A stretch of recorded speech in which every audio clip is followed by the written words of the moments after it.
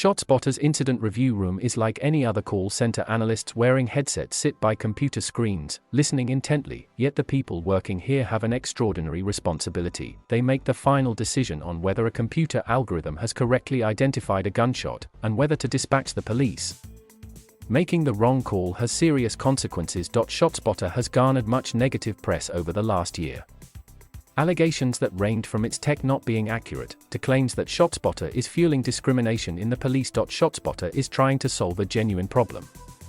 What makes the system so compelling, we believe, is a full 80 to 95% of gunfire goes unreported, Chief Executive Ralph Clark says. People don't report gunshots for several reasons. They may be unsure what they have heard, think someone else will call 911, or simply lack trust in the police. So ShotSpotter's founders had an idea.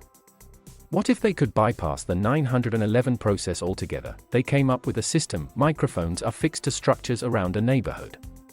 When a loud bang is detected, a computer analyzes the sound and classifies it as either a gunshot or something else. A human analyst then steps in to review the decision. In the incident review room, former teacher Ginger Ammon allows me to sit with her as she analyzes these decisions in real time. Every time the algorithm flags a potential shot, it makes a ping sound. Ms. Ammon first listens to the recording herself and then studies the waveform it produces on her computer screen. We're looking to see how many sensors picked it up and if the sensors made a directional pattern, because, in theory, a gunshot can only travel in one direction, she says. Once confident a shot has been fired, Ms. Ammon clicks a button that dispatches police officers to the scene. It all happens in under 60 seconds. It kind of feels like you're playing a computer game, I say. That is a comment that we get frequently, she replies. There are clear examples of ShotSpotter working. In April 2017, black supremacist Corey Ali Muhammad went on a murderous rampage in Fresno, California. Trying to kill as many white men as possible, he walked around a suburban neighborhood, picking off targets.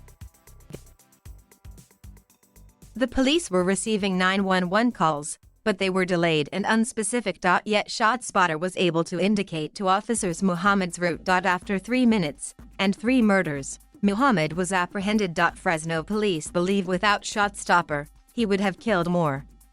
ShotSpotter gave us the path he took, says LT Bilduli. The company has been hugely successful at convincing police forces to adopt its technology. Its microphones are in more than 100 cities across America, and for years, the technology was considered uncontroversial. That all changed with George Floyd's murder, as people became more interested in the technology so many police forces were using.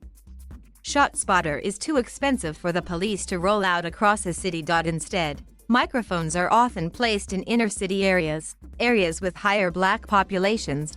So if the technology isn't as accurate as claimed, it could be having a disproportionate impact on those communities. Suddenly, ShotSpotter was in the spotlight. ShotSpotter claims to be 97% accurate.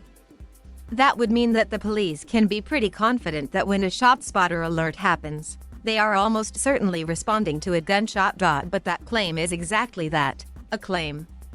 It's hard to see how ShotSpotter knows it's that accurate, at least not with the public information it has released.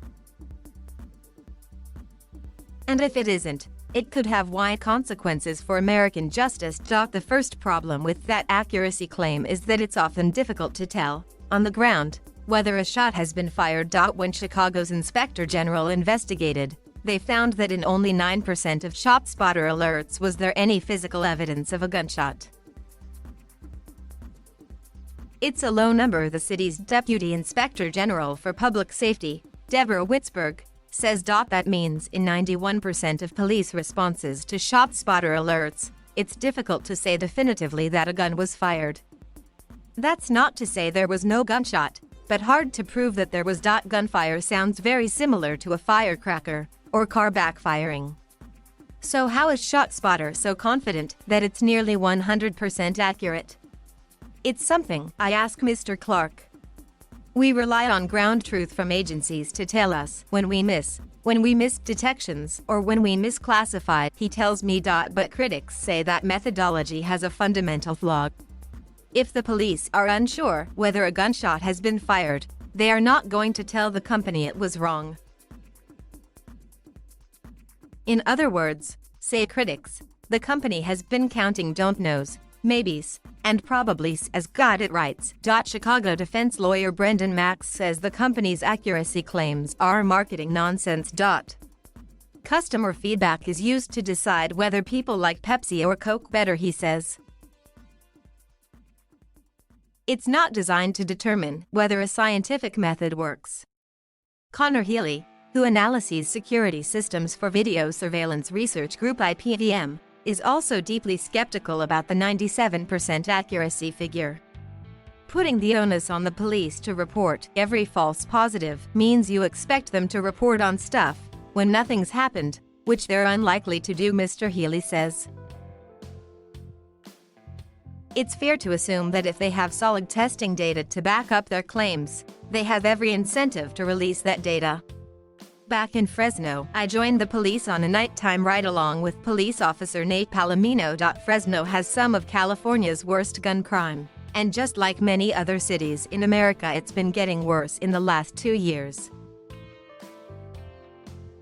Sure enough, a ShotSpotter alert comes through.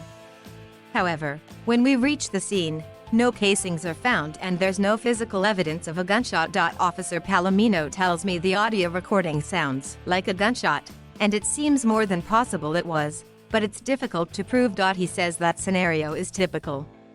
ShotSpotter's accuracy should be beyond doubt. It has been used in courts up and down the country as evidence for both defense and prosecution. The worry is that if it isn't as accurate as is claimed, ShotSpotter is sending officers into situations wrongly expecting gunfire. Alexander Godwin, who has been campaigning to get rid of ShotSpotter in Chicago, summarizes the concern.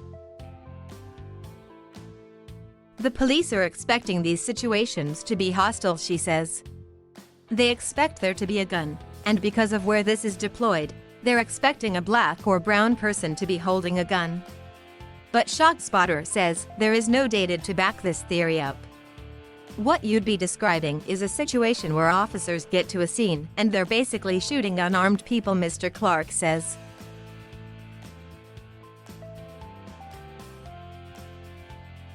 Thank you for watching. Please subscribe